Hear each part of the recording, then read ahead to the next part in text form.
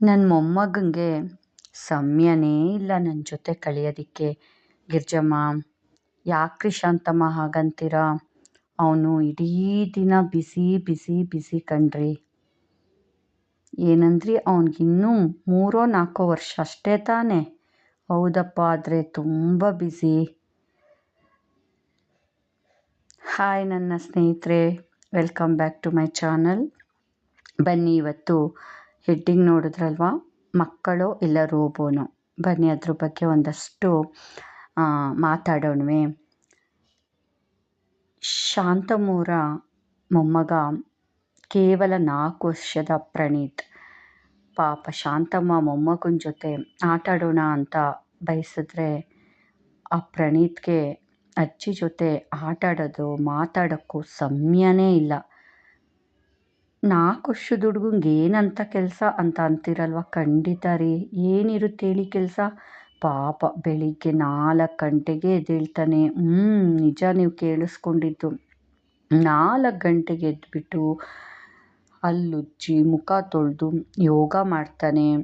ಒಂದಷ್ಟು ಎಕ್ಸಸೈಜ್ ಮಾಡಿಸ್ತಾಳೆ ಅವರಮ್ಮ. ಇದೆಲ್ಲ ಆದಮೇಲೆ ಸ್ನಾನ ಪಾನ ಮಾಡಿ ಹಾಲು ಕುಡಿದು ತಿಂಡಿ ತಿಂದು ಯೂನಿಫಾರಮ್ ಎಲ್ಲ ಹಾಕ್ಕೊಂಡು ಶಾಲೆ ವ್ಯಾನ್ ಜೊತೆ ಶಾಲೆಗೆ ಹೋಗ್ತಾನೆ. ಮಧ್ಯಾಹ್ನದವರೆಗೂ ಶಾಲೆ, ಮತ್ತು 1:30ಗೆ ವಾಪಸ್ ಬರ್ತಾನೆ. ಮತ್ತು 2-2:30ಗೆ ಕರಾಟೆ ಕ್ಲಾಸ್ಗೆ ಹೋಗ್ತಾನೆ. ರೀ, 4 ವರ್ಷದ ಮಗು ಕರಾಟೆ ಕಲಿಬೇಕಲ್ವೇ? ಈಗಲೇ ಬೋನ್ಸ್ ಎಲ್ಲ ಸ್ಟ್ರಾಂಗ್ ಆಗಬೇಕಲ್ವೇ? ಕೇಳಿ ಇಲ್ಲಿಗೆ ಮುಗಿಲಿಲ್ಲ ರೀ ಗಿರ್ಜಾ. ಆಮೇಲೆ ಕರಾಟೆ ಕ್ಲಾಸಿಂದ 3:30ಗೆ ಬರ್ತಾನ, ಸುಸ್ತಾಗಿರ್ತಾನ. ಏನೋ ಒಂದಿಷ್ಟು ತಿಂದರೆ ತಿಂದ, ಬಿಟ್ಟರೆ ಬಿಟ್ಟ. ಮತ್ತೆ 4:15ಗೆ ಟ್ಯೂಷನ್ಗೆ ಹೋಗ್ತಾನೆ. ರೀ, LKGಗೆ ಟ್ಯೂಷನ್ಗೆ ಹಾಕಿದ್ದಾರೆ. ಪಾಪ ಭಾಳ ಸಬ್ಜೆಕ್ಟ್ ಇರುತ್ತಲ್ವ ಮಗುಗೆ, ಎಲ್ಲ ಕಲಿತು ಇವತ್ತೇ ದೊಡ್ಡ ಡಾಕ್ಟರು ಇಂಜಿನಿಯರು ಆಗಿಬಿಡ್ಲಿ ಅನ್ನೋದೇ ನನ್ನ ಸೊಸೆ ಮತ್ತು ಮಗಂದು ಒಂದು ಅಭಿಲಾಷೆ. ಏನು ಹೇಳ್ತೀರಾ? ಇದೆಲ್ಲ ಮುಗಿತಾ 5:30-6 ಉಸ್ಸಪ್ಪ ಅಂತ ಬರ್ತಾನೆ ಸುಸ್ತಾಗಿ. ಅರ್ಧ ಗಂಟೆ 1 ಗಂಟೆ ಅದೆಲ್ಲೋ ಪಾಪ TV ಮುಂದೆ ರೆಸ್ಟ್ ತಗೊಳ್ಳೋ ಅಷ್ಟರಲ್ಲೇ ಊಟ. 7 ಗಂಟೆ 7:30ಗೆ ಊಟ ಹಾಕ್ಬಿಡ್ತಾಳಪ್ಪ. ಊಟ ಮಾಡಿಸಿ ಮತ್ತೆ 8:30ಗೆ ಸ್ವಿಮ್ಮಿಂಗ್ ಕ್ಲಾಸು. ರೀ, ಇಲ್ಲೇ ನಮ್ಮ ಕೆಳಗಡೆ ಅಪಾರ್ಟ್ಮೆಂಟಲ್ಲೇ ಸ್ವಿಮ್ಮಿಂಗ್ ಹೇಳ್ಕೊಡ್ತಾರೆ ಮಕ್ಕಳಿಗೆ. ಅದೊಂದು ಅರ್ಧ ಗಂಟೆ ಹೋಗ್ತಾನ. ಇನ್ನು ಅಲ್ಲಿಂದ ಬಂದರೆ ಒಳ್ಳೆ ನಿದ್ದೆ ಬರುತ್ತಂತೆ ನೋಡಿ. ಇಡೀ ದಿನ ಬ್ಯುಸಿ ಆಗಿರೋದ್ರಿಂದ ಅವಾಗ ಮಲಗಿದ್ರೆ ಮತ್ತೆ ಬೆಳಿಗ್ಗೆ 4 ಗಂಟೆಗೆ. ಇದ್ರ ಮಧ್ಯ ನನ್ನ ಜೊತೆ ಯಾವಾಗ್ರಿ ಮಾತಾಡ್ತಾನವನು? ನೀವು ಹೇಳೋದು ಸರಿ ಗಿರ್ಜಮ್ಮ, ಏನೋಪ್ಪ ಈಗಿನ ಮಕ್ಕಳದು ಜೀವನನೇ ಹೀಗಾಗ್ಬಿಟ್ಟಿದೆ. ನಮ್ಮ ಮಾತನ್ನು ಕೇಳಲ್ಲ ಈ ದೊಡ್ಡವರು. ಆ ಪುಟ್ಟ ಮಕ್ಕಳನ್ನ ಪಾಪ ನಾವು ತಾನೇ ಏನು ಅಂತ ಹೇಳೋದು ಅಲ್ವಾ? ಹೀಗೆ ಪರಸ್ಪರ ಗೆಳತಿಯರು ತಮ್ಮ ತಮ್ಮ ಅಳಿಲ ನೋವನ್ನು ತೋಡ್ಕೊಂಡ್ರು. ಕೇಳಿಸ್ಕೊಂಡ್ರ ಸ್ನೇಹಿತರೆ? ಇಲ್ಲಿ ಆ ಮಗುದೇನು ತಪ್ಪಿಲ್ಲ. ನಾವು ಮಕ್ಕಳನ್ನ ಅಕ್ಷರಶಃ ರೋಬೋಗಳು ಅಂದ್ಕೊಂಬಿಟ್ಟಿದ್ದೀವಿ. ಅವ್ರೇನೇ ನಾವು ಮಾಡಿಸ್ಲಿ ಎಲ್ಲನೂ ಮಾಡ್ತಾರೆ ಅನ್ನೋ ಒಂದು ಇದಕ್ಕೆ ಬಂದುಬಿಟ್ಟಿದ್ದೀವಿ. ಚಿಕ್ಕ ವಯಸ್ಸಲ್ಲೇ ಎಲ್ಲನೂ ಕಲಿಸ್ಬೇಕು ಅಂತ. ಇತ್ತಾಗೆ ಯೋಗ ಕಲಿಸ್ಬೇಕು, ಎಕ್ಸಸೈಜ್ ಮಾಡಬೇಕು, ಫಿಟ್ ಆ್ಯಂಡ್ ಫೈನ್ ಇರಬೇಕು ಮಗು, ಕರಾಟೆ ಕಲಿಬೇಕು, ಡ್ಯಾನ್ಸ್ ಕಲಿಬೇಕು, ಹಾಡು, ಹೀಗೆ ಸಕಲ ಕಲಾ ವಲ್ಲಭ ಮತ್ತು ಸಕಲ ಕಲಾ ವಲ್ಲಭೆನ ಮಾಡೋಕ್ಕೆ ಆ ದೆಸೆಯತ್ತ ಪೋಷಕರು ತುಂಬಾ ದಾಪುಗಾಲಿಕ್ಕಿ ಓಡ್ತಾ ಇದ್ದಾರೆ. ಇಷ್ಟೆಲ್ಲ ದಾಪುಗಾಲಿಕ್ತಿರೋ ಪೇರೆಂಟ್ಸ್ಗೆ ಅರ್ಥ ಆಗದೆ ಇರೋದು ಒಂದು ಅಂದರೆ, ಅದೊಂದು ಒಂದು ಪುಟ್ಟ ಮಗು, ಕೇವಲ 3 ವರ್ಷ 4 ವರ್ಷ ಅಥವಾ 5-6 ವರ್ಷದ ಪುಟ್ಟ ಮಗುಗಳು, ಅಂದರೆ ಪುಟ್ಟ ಸಸಿ ಇದ್ದಾಗೆ. ಆ ಪುಟ್ಟ ಸಸಿಗಿನ ಮುಂಚೆ ನಾವು ಒಂದು ಬೀಜನ ನೆಡ್ತೀವಲ್ವ, ಆ ಬೀಜಕ್ಕೆ ಸರಿಯಾದ ಪೋಷಣೆ ಸಿಗಲಿಲ್ಲ ಅಂದರೆ ಆ ಬೀಜ ಸಸಿನೇ ಆಗಲ್ಲ. ಆದರೆ ಅದೇ ರೀತಿ ಪುಟ್ಟ ಮಕ್ಕಳು 3 ವರ್ಷ 4 ವರ್ಷ ಇವೆಲ್ಲ ಏನು ಪುಟ್ಟ ಎಳೆ ಸಸಿಗಳು, ಚಿಗುರುಗಳು, ಇನ್ನೂ ಚಿಗುರು. ಈಗಲೇ ಅವ್ರನ್ನ 20 ವರ್ಷ 25 ವರ್ಷದ ಹರೆಯದ ವ್ಯಕ್ತಿಗಳನ್ನಾಗಿ ಮಾಡೋದಕ್ಕೆ ಹೊರಟ್ಬಿಟ್ಟಿದ್ದಾರೆ ನಮ್ಮ ಪೋಷಕರು. ಅವ್ರಿಗೆ ಎಷ್ಟು ಎಷ್ಟು ಹೇಳಿದ್ರು ಕಿವಿ ಮೇಲೆ ಹಾಕೊಳ್ಳಲ್ಲ. ಅವ್ರಿಗೆ ಚಿಕ್ಕ ಮಕ್ಕಳು ಇನ್ನೂ ಈಗ ಪೆನ್ಸಿಲ್ ಹಿಡಿಯೋದಕ್ಕೆ ಕಷ್ಟಪಡ್ತಿರೋ ಮಕ್ಕಳು ಆಗಲೇ ದೊಡ್ಡ ದೊಡ್ಡ ಸೆಂಟೆನ್ಸೇ ಬರ್ತು ಬಿಡಬೇಕು. ನಾಳೆ ಬೆಳಿಗ್ಗೆ ಅವನು ಅಥವಾ ಅವಳು ಡಾಕ್ಟರೇ ಆಗಿಬಿಡ್ಬೇಕು, ಇಂಜಿನಿಯರ್ ಆಗಿಬಿಡ್ಬೇಕು, CA ಮಾಡಬೇಕು. ಹೀಗೆ ಭಯಂಕರ ಕನಸುಗಳು. ಕನಸು ಕಟ್ಟಬೇಕು ಅಥವಾ ಕಟ್ಟಬಾರ್ದು ಅಂತಿಲ್ಲ, ಕಟ್ಟಲಿ, ಖಂಡಿತ ಅವ್ರಿಗೆ ಹಕ್ಕಿದೆ. ಪ್ರತಿಯೊಬ್ಬ ಪೋಷಕರಿಗೂ ತಾವು ಹೆತ್ತ ಮಕ್ಕಳ ಬಗ್ಗೆ ಕನಸುಗಳು ಸಹಜ. ನಮ್ಮ ಪೋಷಕರು ನಮ್ಮ ಬಗ್ಗೆ ಕನಸು ಕಂಡಿದ್ರು, ಅದರಲ್ಲಿ ನಾವೆಷ್ಟೋ ಈಡೇರಿಸಿದ್ದೀವಿ, ಕೆಲವೊಂದು ಈಡೇರ್ಸೋಕ್ಕೆ ಆಗಿಲ್ಲ. ಇವೆಲ್ಲ ಕನಸಿನ ಜೊತೆಗೆ ಅಸಲಿಗೆ ನಾವು ನಮ್ಮ ಎತ್ತವ್ರನ್ನ ಚೆನ್ನಾಗಿ ನೋಡ್ಕೊತಿದ್ದೀವ, ಅವ್ರಿಗೋಸ್ಕರ ಒಂದು 10 ನಿಮಿಷ ಕೊಡ್ತಿದ್ದೀವ ಅನ್ನೋದೇ ಬಹಳ ಮುಖ್ಯ. ಇತ್ತೀಚಿನ ಈ ಒಂದು ಏನು ದೊಡ ದೊಡ ಭಾಗ ಭಾಗ ಸಾ, ದೊಡ ದೊಡ ಭಾಗ ಭಾಗ ಸಾ, ವಕ್ತಕ್ಕೆ ಸಕ್ತ್ ಹೇ ದೋಡ ದೋಡ ಅನ್ನಂಗೆ ತುಂಬ ಓಡ್ತಾ ಇದ್ದೀವಿ. ಒಂದು ರೀತಿಲಿ ಒಂದು ಈ ವಂದೇ ಭಾರತ್ ಎಕ್ಸ್‌ಪ್ರೆಸ್ಸು, ಶತಾಬ್ದಿ ಎಕ್ಸ್‌ಪ್ರೆಸ್ಗಳು, ಯಾವ ಟ್ರೈನ್, ಏನು ಬುಲೆಟ್ ಟ್ರೈನ್ ಯಾವುದಕ್ಕೂ ಸಮ ಇಲ್ಲ. ಅದನ್ನು ಮೀರಿಸೋ ಮಟ್ಟಿಗೆ ನಮ್ಮ ಪೋಷಕರು ತಲೆಯಲ್ಲಿ ವಿಚಾರಧಾರೆಗಳು ಓಡ್ತಾ ಇರುತ್ತೆ. ಅದರಲ್ಲೂ ರಿಲೇಟೆಡ್ ಟು ದೇರ್ ಚಿಲ್ಡ್ರನ್, ಅವ್ರ ಮಕ್ಕಳ ಬಗ್ಗೆ. ಅವ್ರಿಗೆ ಅದನ್ನು ಮಾಡಿಸ್ಬಿಡ್ಬೇಕು, ಇದನ್ನು ಮಾಡಿಸ್ಬಿಡ್ಬೇಕು, ಕೂತ್ರೆ ನಿಂತರೆ ಸಾಕು, ಯಾವುದಕ್ಕೂ ಸಮಯನೇ ಇಡಬಾರ್ದು, TV ಜಾಸ್ತಿ ನೋಡೋಕ್ಕೆ ಬಿಡಬಾರ್ದು, ಮೊಬೈಲ್ ಕೊಡಬಾರ್ದು. ಒಟ್ಟಲ್ಲಿ ಈ ಕಡೆ ಸಂಗೀತಕ್ಕೆ ಹಾಕ್ಬಿಡ್ಬೇಕು, ಆ ಕಡೆ ಇನ್ನೇನೋ ವಯಲಿನ್ ಕ್ಲಾಸು ಅಥವಾ ಹಾರ್ಮೋನಿಯಂ ಕ್ಲಾಸು, ಕ್ರಿಕೆಟ್ ಬೇರೆ. ಗೊತ್ತಲ್ಲ ನಮ್ಮ ಭಾರತೀಯರ ಅಚ್ಚುಮೆಚ್ಚಿನ ಆಟ ಕ್ರಿಕೆಟ್, ಇಲ್ಲ ಕ್ರಿಕೆಟ್ಗೆ ಹಾಕ್ಬಿಡ್ಬೇಕು. ಹೀಗೆ ಒಂದಲ್ಲ ಒಂದು ಎಲ್ಲದ್ರ ಜೊತೆಗೆ ಅಬ್ಯಾಕಸ್ಸು. ಕೆಲವು ಕ್ಲಾಸ್ಗಳು ನಿಜವಾಗೂ ಮಕ್ಕಳ ಒಂದು ಮನೋದಾರ್ಢ್ಯತೆಯನ್ನು ಹೆಚ್ಚಿಸಲು ಸಹಕಾರಿಯಾಗ್ತವೆ. ಅಬ್ಯಾಕಸ್ ಕ್ಲಾಸ್ ಇರ್ಬೋದು, ಶ್ಲೋಕ ಕ್ಲಾಸ್ಗಳು, ಇವೆಲ್ಲ. ಯೋಗ ದೇಹಕ್ಕೆ ಒಳ್ಳೆಯದೇ, ಆದರೆ ಎಷ್ಟನೇ ವಯಸ್ಸಿನಿಂದ ಆರಂಭ ಮಾಡಿದ್ರೆ ಉತ್ತಮ ಅನ್ನೋದನ್ನ ಸಹ ತಿಳ್ಕೊಬೇಕು.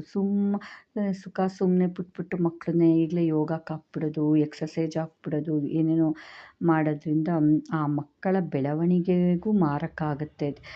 ಒಂದು ಏಜ್ ಮೇಲೆ ನಾವು ಅವ್ರನ್ನ ಡ್ಯಾನ್ಸ್ಗಾಗಲಿ, ಹಾಡಿಗಾಗಲಿ, ಯಾವುದಕ್ಕೋ. ಆಮೇಲೆ ಈಗಂತೂ ನಮ್ಮ ರಿಯಾಲಿಟಿ ಶೋಗಳ ಬಗ್ಗೆ ಅಂತೂ ಹೇಳೋದೇ ಬೇಡ. ಎಷ್ಟೋ ಪೋಷಕರು ತಮ್ಮ ಮಕ್ಕಳು ಒಳ್ಳೆ ಡ್ಯಾನ್ಸರ್ ಅಂದ್ಬಿಟ್ಟು ಅಲ್ಲಿ ಹಾಗೆ ಕಳಿಸೋದು, ಅಭಿನಯ ಮಾಡ್ತಾರೆ ಅಂತ ರಿಯಾಲಿಟಿ ಶೋಗಳು ಕಳಿಸೋದು. ಇದರಿಂದ ಅವ್ರ ಪ್ರತಿಭೆ ಇರಲಿ, ಅವರ ಒಂದು ಕರಿಕ್ಯುಲರ್ ಆ್ಯಕ್ಟಿವಿಟೀಸ್ ಕಡೆಗೆ ಗಮನ ಹೊರಟೋಗಿ ಅವರ ಬದುಕೇ ಚಿಕ್ಕ ವಯಸ್ಸಲ್ಲೇ ಮುರುಡುತ್ತೆ ಅನಿಸಲ್ವಾ? ಅವ್ರಿಗೆ ಒಂದು ಅಕಾಡೆಮಿಕ್ ಪಾಠಗಳು, ಆಟೋಟಗಳು ಇರೋದೇ ಇಲ್ಲ. ಏಕೆಂದರೆ ಸಂಜೆ ಬಂದರೆ ಇದು ಒಂದು ಅರ್ಧ ಗಂಟೆ ಹೋಮ್ವರ್ಕ್ ಮಾಡಿ ಬಿಸಾಕಿದ್ರೆ ಇನ್ನು ಮತ್ತೆ ನಾಳೆ ರಿಹರ್ಸಲಿಗೆ ರೆಡಿಯಾಗು, ನಾಳಿದ್ದು ಶೋಗೆ ರೆಡಿಯಾಗು, ಸಂಡೆಗೆ ರೆಡಿ, ಇದೇ ವರ್ಷ ಪೂರ್ತಿ ಆ ಮಕ್ಕಳು ಬರೀ ಸ್ಟುಡಿಯೋ, ಮೇಕಪ್ಪು, ಒಂದು ರೀತಿ ಆಗಲೇ ಆ ರೀತಿಯ ಒಂದು ಮನಸ್ಥಿತಿಗೆ ಹೊರಟೋಗ್ಬಿಟ್ಟಿರ್ತಾರೆ. ಅಲ್ಲೇನಾದ್ರು ಅವರು ಸೋತರು ಅಂದರೆ ನಾಳೆ ಬಹಳ ಬೇಗ ಕೀಳರಿಮೆನ ಬೆಳೆಸ್ಕೊತಾರೆ. ಅಂದರೆ ತುಂಬ ಚಿಕ್ಕ ವಯಸ್ಸಿಗೆ ಅವರು ಖಿನ್ನತೆಗೂ ಒಳಗಾಗೋ ಸಾಧ್ಯತೆಗಳಿದೆ. ಫ್ರಸ್ಟ್ರೇಷನ್ನು, ಡಿಪ್ರೆಷನ್ ಎಲ್ಲ ಬಂದುಬಿಡುತ್ತೆ ಕೇವಲ 4+ ಮಕ್ಕಳುಗಳಲ್ಲಿ, 5+ ಮಕ್ಕಳಲ್ಲಿ. ಯಾಕೆಂದರೆ ಗೆಲ್ಲೋ ಮಗು ಗೆಲ್ತಾನೇ ಇರಬೇಕು, ತಾನು ಯಾವಾಗೂ ನಂಬರ್ 1 ಅಂತ ಅಂದ್ಕೊಂಬಿಟ್ಟಿರುತ್ತೆ. ಆದರೆ ಇಲ್ಲಿ ಪೋಷಕರಿಗೆ ಅಲ್ಲಿ ಕರ್ಕೊಂಡು ಹೋಗೋದಕ್ಕಿಂತ ಮುಂಚೆ ಅಂಥ ವೇದಿಕೆಗಳಿಗೆ ಸೋಲು ಅನ್ನೋದು ಇರುತ್ತೆ, ಅದನ್ನು ಅಕ್ಸೆಪ್ಟ್ ಮಾಡ್ಕೊ ನೀನು ಅಂತ ಹೇಳ್ಕೊಟ್ಟೇ ಇರಲ್ಲ. ತಾವು ಒಂದಲ್ಲಿ ಗೆಲ್ಲೇಬೇಕು ಅನ್ನೋದನ್ನ ಹೇಳ್ಕೊಟ್ಟಂಗೆ ಆಗ್ಬಿಟ್ಟಿರುತ್ತೆ. ಆದ್ದರಿಂದ ದಯವಿಟ್ಟು ಪೋಷಕರೇ, ಒಂದು ಕಳಕಳಿಯ ವಿನಂತಿ, ಆ್ಯಸ್ ಎ ಟೀಚರಾಗಿ ಮಕ್ಕಳನ್ನ ಮಕ್ಕಳ ಹಾಗೆ ಬಿಡಿ. ಯಾವುದೋ 1-2 ಕ್ಲಾಸ್ಗಳು ಅಥವಾ ಅವನಲ್ಲಿ ಅದ್ಭುತವಾದ ಹಾಡುಗಾರನ ಪ್ರತಿಭೆ ಇದೆ, ಆ ಥರ ಒಂದು ಸಿಂಗಿಂಗಿಗೋ, ಡ್ಯಾನ್ಸಿಂಗ್ ಇದೆ ಡ್ಯಾನ್ಸಿಂಗ್, ಈ ಥರ 1-2 ಸೇರಿಸ್ಬೇಕು. ಅದು ಬಿಟ್ಟು ಈ ಕಡೆ ಸ್ಕೇಟಿಂಗು ಹಾಕ್ಬಿಡೋದು, ಆ ಕಡೆ ಇನ್ನೊಂದು, ಹೀಗೆ ಒಟ್ಟು ಬೆಳಗಿಂದ ಸಂಜೆ ಶಾಲೆ, ನಂತರ 108 ಕ್ಲಾಸು, ಇದ್ರ ಮಧ್ಯೆ ಓದಲ್ಲಿ ಹಿಂದೆ ಇದ್ದಾನೆ ಅಂದ್ಬಿಟ್ಟು ಮತ್ತು ಟ್ಯೂಷನು, ಒಂದಲ್ಲ ಒಂದು ರೀತಿ ಒತ್ತಡಗಳು ಜಾಸ್ತಿ ಆಗ್ತಾಯಿದೆ ಪುಟ್ಟ ಮಕ್ಕಳಲ್ಲಿ. ಅವರು ಇನ್ನೂ ಪುಟ್ಟ ಸಸ್ಯ, ಅವ್ರಿಗೆ ಖುಷಿಯಾಗಿ ಬೆಳೆಯೋಕ್ಕೆ ಬಿಡಿ, ಚಿಗುರಕ್ಕೆ ಬಿಡಿ, ಹೂವಾಗಿ ಅರಳೋದಕ್ಕೆ ಬಿಡಿ. ದಯವಿಟ್ಟು ಯಾವಾಗ ನಾವು ಮಕ್ಕಳನ್ನ ಚೆನ್ನಾಗಿ ಖುಷಿಯಾಗಿ ಮಕ್ಕಳನ್ನ ಮಕ್ಕಳ ಹಾಗೆ ಬಿಡಬೇಕು. ನಿಮಗೆಲ್ಲ ನಮ್ಮ ಬಾಲ್ಯ ಅಕ್ಷರಶಃ ಮರ್ತೇ ಹೋಗಿದೆ ಅನಿಸುತ್ತೆ. ನಾವೆಲ್ಲ ಶಾಲೆ ಅಷ್ಟೇ, ಶಾಲೆಯಿಂದ ಬಂದ ನಂತರ ಅದು ಹೇಗೆ ಬ್ಯಾಗ್ ಬಿಸಾಕ್ತಿದ್ವೋ ಏನೋ, ಕೈ ಕಾಲು ಮುಖ ತೊಳ್ದು ಏನಾದ್ರು ತಿಂಡಿ ಹಾಲು ಕುಡಿದು ತಿಂದು ಹೊರ್ಗಡೆಗೆ ಬೀದಿಗೆ ಬಿದ್ವಿ ಅಂದರೆ ಮತ್ತೆ ಅವ್ರು ರಾತ್ರಿ ಊಟಕ್ಕೆ ಕರೆದಾಗೆ ಬರ್ತಿದ್ದಿದ್ದು. ನಮಗೆಲ್ಲ ನಮ್ಮ ತಂದೆ ತಾಯಿ ಯಾವತ್ತೂ ನೀನು ಓದಬೇಕು ಅಂತ ಹೇಳಿದ್ದೇ ನೆನಪಿಲ್ಲ. ಅವ್ರಿಗೂ ಪಾಪ ಆ ಕಾಲದಲ್ಲಿ ಇದ್ದಿದ್ದು ಅಷ್ಟೇ ಜ್ಞಾನ, ಓದು ಅಂತ ಹೇಳಿದ್ದೇ ನೆನಪಿಲ್ಲ.